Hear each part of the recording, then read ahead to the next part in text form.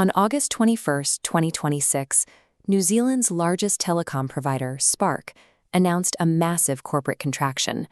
They confirmed 600 job losses, a slashed dividend, and the sell-off of 75% of their data center business. How does the stock market react to a company stripping its workforce and selling off strategic assets? The share price immediately jumped 6.44%. Financial analysts actually complained the company didn't cut hard enough.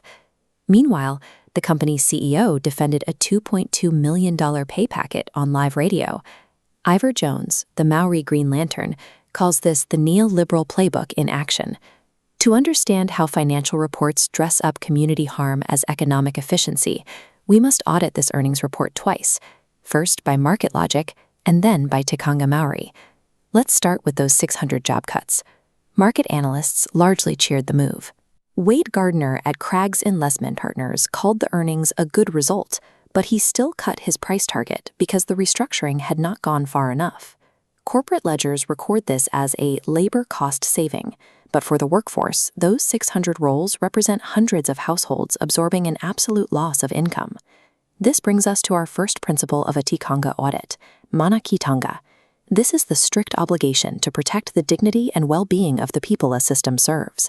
Measuring success solely by share price growth violates this principle. It treats essential workers, the people who actually fix the lines after a cyclone, as disposable ledger items. These workers are the foundation of the network. Despite the job cuts, CEO Jolie Hodson defended an $860,000 short-term bonus.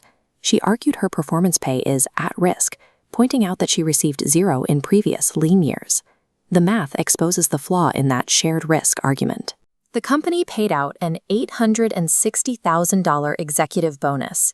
In the exact same year, it eliminated 600 jobs and watched adjusted profit fall by 0.9. Yet, in the same breath, Spark announced it is selling 75% of its own strategic data center business to an Australian private equity firm for $462 million. This contradicts the principle of kaitia tonga.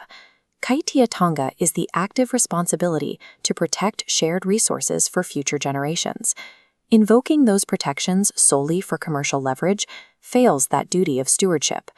Corporations cannot legitimately use the public commons as a defensive shield while treating their own essential national infrastructure as a commodity for the highest bidder. The dual audit exposes a persistent illusion. The corporate playbook dresses up the extraction of community wealth and public infrastructure as a victory for efficiency. Combating this requires rangatiratanga, true accountability. We need structural, mandatory changes to how these corporations operate. First, any proposed restructure must include a mandatory independent impact statement.